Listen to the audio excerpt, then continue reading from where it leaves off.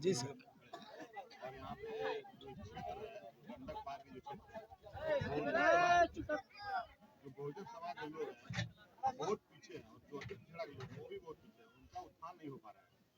और आप चुनाव जीते तो इसका हल है। देखिए सर, आपने जो प्रश्न किया, आज मैं अपने नॉमिनेशन के बाद ही अपना जो है, मैं अपने नॉमिनेशन के बाद ही मैं अपना इंटरव्यू दे चुका हूँ कि नदी के इस पार जो भी मेरे 4 ब्लॉक हैं, उनमें सबसे पहले तो यहाँ डिग्री कॉलेज की स्थापना करवाना मेरा फर्स्ट प्राथमिकता है।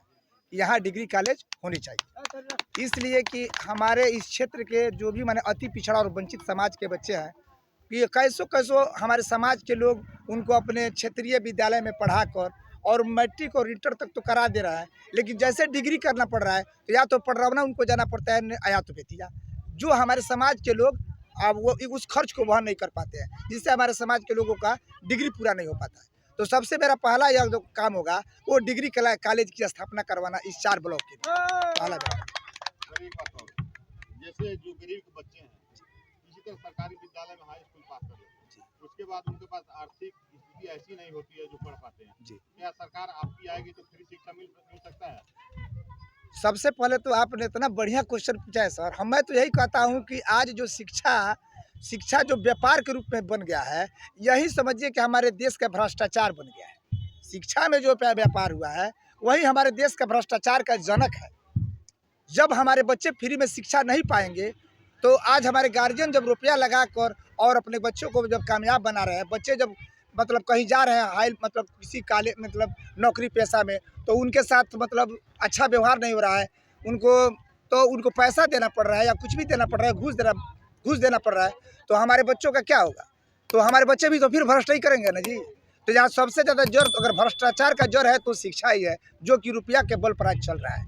हमारा जब आएगा समाज तो जो सरकारी विद्यालय है वो कॉन्वेंट बनेंगे, सरकारी विद्यालय ही कॉन्वेंट बनेंगे। हमारे बच्चों को जो उचित शिक्षा चाहिए वो सरकारी विद्यालय से दिलवाने का ही मेरा मेन प्रण होगा।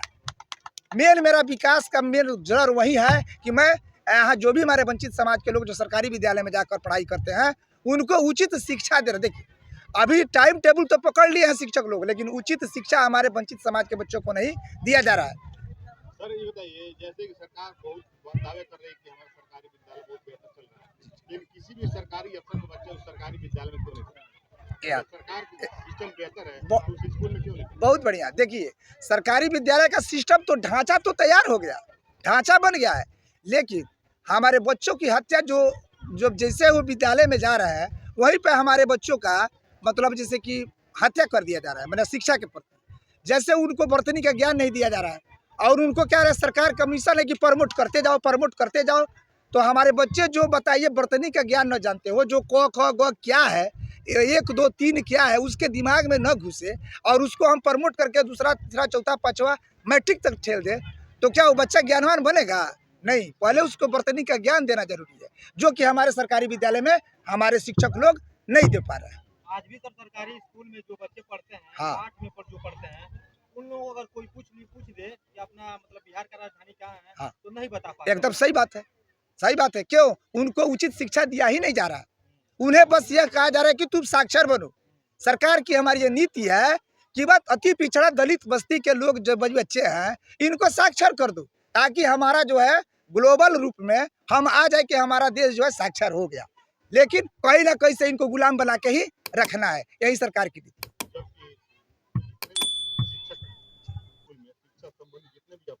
जी उसी गरीब के बच्चे से उनको तनख्वाह मिलता है। हाँ, उसी गरीब परिवार के हाँ। टैक्स कटने से जो भी कपड़ा खरीदते उससे भी मिलता है, लेकिन उनके बच्चे स्कूल में नहीं पढ़ते, बेहतर शिक्षा नहीं देते। यही कारण जब बताइए मैं खुद चोर हूँ तो मैं चोर ही ना पैदा करूँगा, चोर ही ना बनाऊँगा।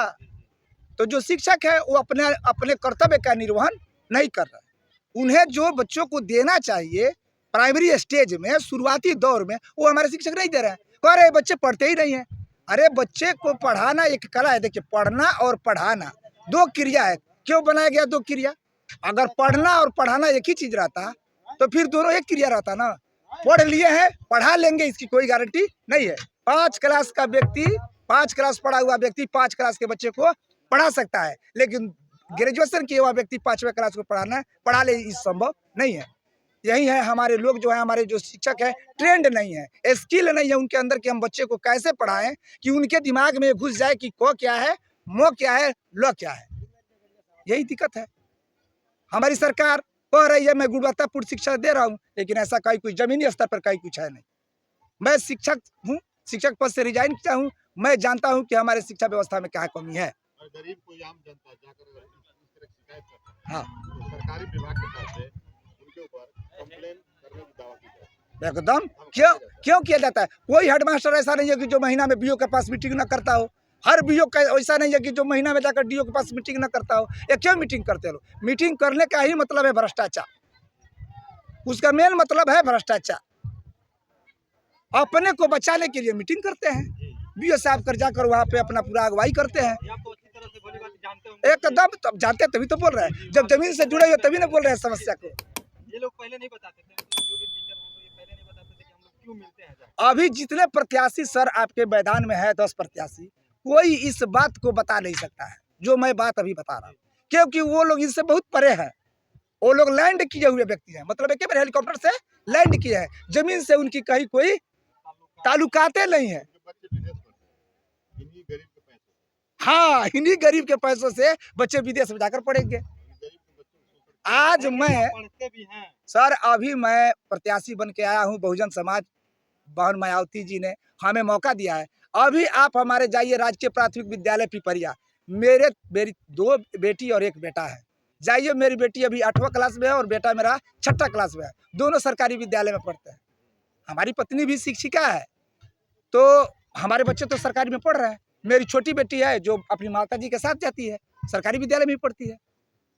इसलिए कि हम यही है कि लेकिन मेरे बच्चे क्यों टैलेंट है तो मैं उनको गाइड कर देता हूँ। लेकिन बताइए, ये जो हमारे समाज के लोग हैं, दलित समाज के लोग हैं, जो दिन भर कुदाल चलाता है खेतों में जाकर, खेतों में कुदाल चलाता है, शाम को घर पे थका मरा आता है, वो अपने बच्चों को क्या पढ़ा पाएगा बताइए?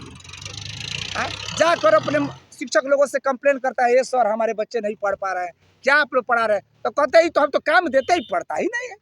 अरे हम लोग, सरकार ने जो सरकारी विद्यालय की स्थापना की, वो किस लिए की? उस लिए की कि हम अंधे के बच्चों को पढ़ाने के लिए हम लोग को बहाल किया जाता है। ये जितने हमारे दलित अति पिछड़ा के लोग हैं, ये सब अंधे हैं। अंधे का मतलब इनका तीसरा नेत्र नहीं खुला है, ये सब अंधे हैं, अपने बच्चों को क्या पढ़ाएंगे? तो इसीलिए हम लोग के पास भेजते हैं, शिक्षक के पास भेजते हैं कि ये सर, अरे हम तो आनर बनी, हमरे लड़का के डिठगर बना ला दी तनी के कुछ साक्षर बना दी। लेकिन वो लोग क्या करता है? वो लोग नहीं करता है। अति पिछड़ा वंचित समाज का लड़का ये सब क्या करेगा? ये सब का काम है केवल बस घोंगी सवार बिनना, डोका डोकी बिनना, क्या मछली मारना, बकरी चराना। ये लोग क्या पढ़ा कर क्या करेंगे?